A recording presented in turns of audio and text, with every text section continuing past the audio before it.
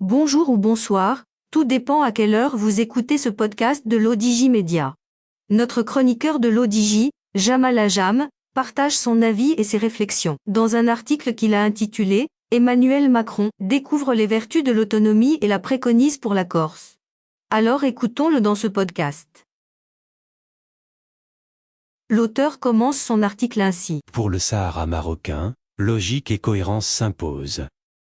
Emmanuel Macron préconise désormais l'autonomie pour la Corse, cette île méditerranéenne à l'origine italienne, mais rattachée à la France en 1768, secouée depuis 2022 par des manifestations après l'assassinat en prison du militant indépendantiste Ivan Colonna, assassinat qui a relancé de plus belle l'activisme séparatiste des indépendantistes corses.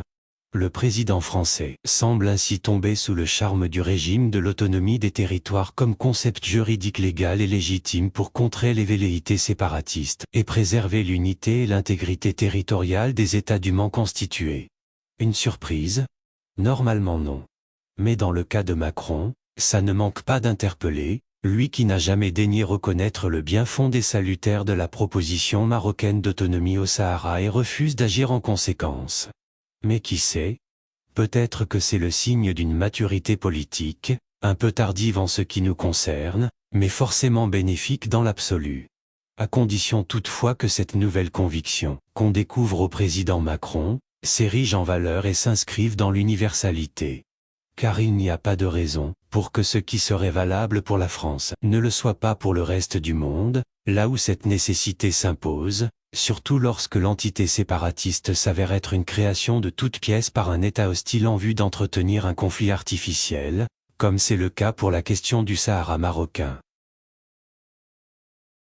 L'auteur continue son article comme suit. Le président français qui s'est rendu à Ajaccio pour clore 18 mois de discussions engagées suite à l'assassinat de Colonna, s'est dit favorable à une autonomie de l'île dans la République, promettant une révision constitutionnelle reconnaissant la spécificité de l'île et précisant que ce moment historique ne se fera ni sans l'État français, ni contre ce dernier. Autrement dit, une autonomie élargie sous souveraineté française, qui rappelle à s'y méprendre notre proposition, à nous autres Marocains, d'autonomie élargie au Sahara sous souveraineté marocaine. Verra-t-on alors le président français franchir le pas concernant le Sahara marocain à présent qu'il a découvert la vertu civilisée du concept de l'autonomie? Mettra-t-il une dose de cohérence entre son approche corse et sa position relative au droit historique du Maroc sur le Sahara? Ou bien, au contraire, continuera-t-il à se cacher honteusement derrière cette peur de la réaction de l'Algérie, comme l'a révélé le précédent représentant permanent de la France à l'ONU, Gérard Araud, qui a écrit noir sur blanc que si la France reconnaissait la souveraineté marocaine sur le Sahara, l'Algérie y verrait un acte hostile et réagirait en conséquence? L'auteur termine son article ainsi. De nombreuses voix, et non des moindres, se sont récemment élevées en France pour voir Paris sortir de sa zone de confort au sujet du Sahara, et pour dénoncer les atermoiements français sur la question et la politique d'équilibriste du Quai d'Orsay avec l'Algérie.